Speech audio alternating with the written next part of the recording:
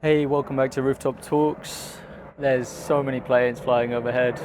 Today I have a pretty simple video. It's just one idea that I had that I wanted to make real in some kind of way. Veganism is about validating the human race.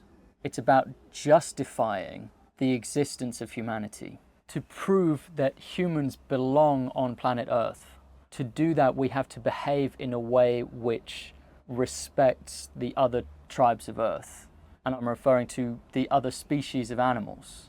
If it wants to justify itself and not be classified as a rampant virus which grows and does not cease to grow until it's destroyed everything on its host, the human species needs to prove it can cooperate, that it can share with the other tribes of Earth.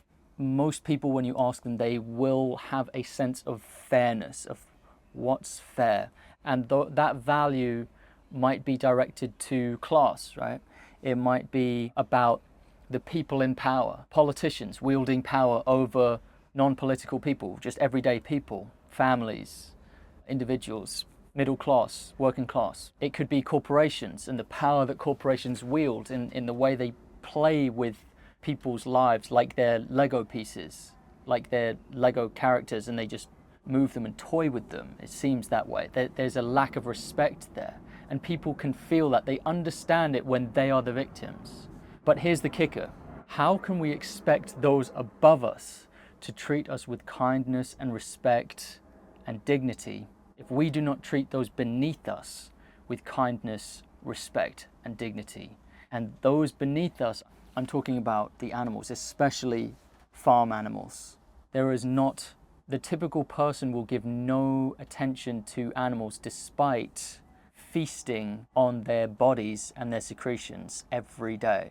The animals are members of our community, whether they're acknowledged or not. They are the silent majority. They outnumber us by population, and their population is constantly being churned around because they are being forcibly bred into existence rapidly. So they're rapidly impregnated and bred, separated from their mothers. They're grown by overfeeding them.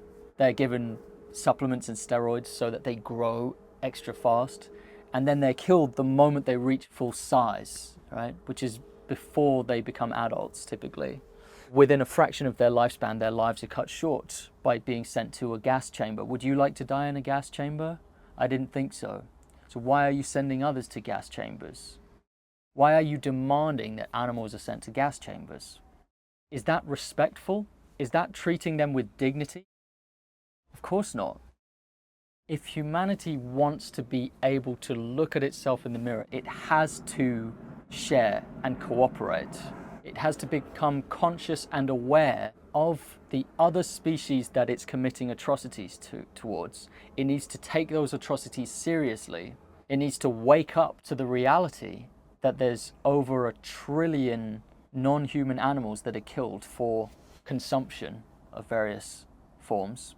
If it doesn't, then it seems to me that the human species, and I am generalizing because there is a population of vegans like myself who try our very best to not involve ourselves in the exploitation of animals. But in general, the human race cannot justify itself. And this isn't to say that I'm misanthropic. I'm saying conceptually, the human race is not justified in its existence if it just if it abuses the experience of other sentient life.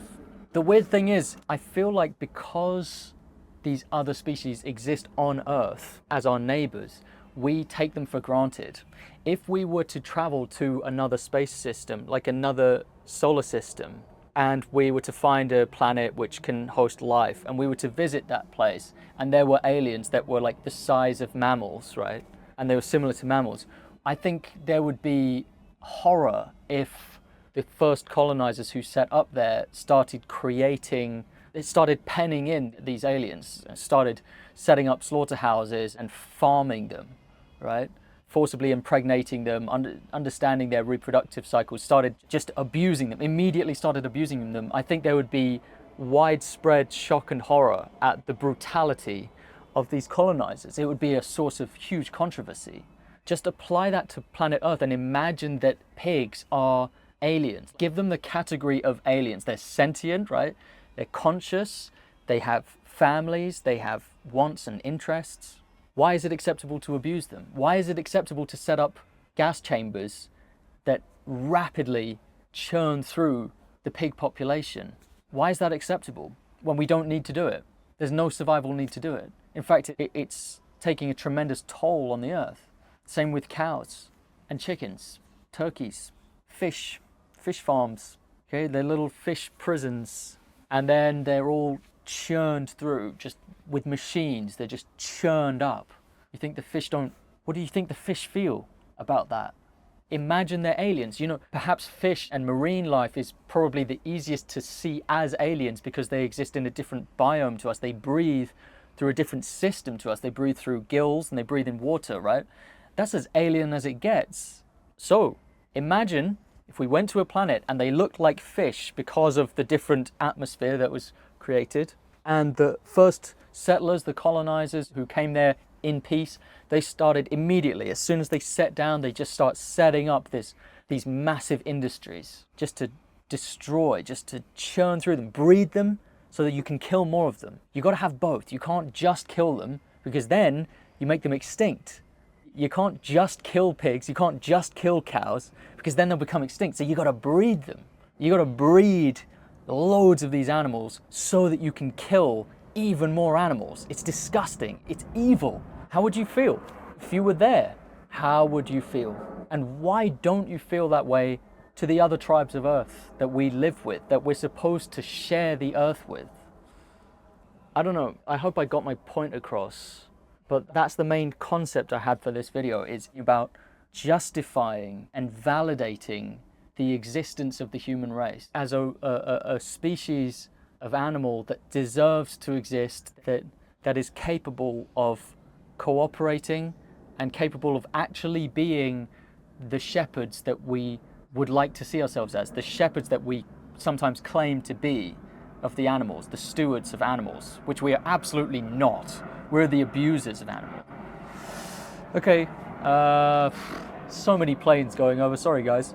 I'll finish there. Goodbye.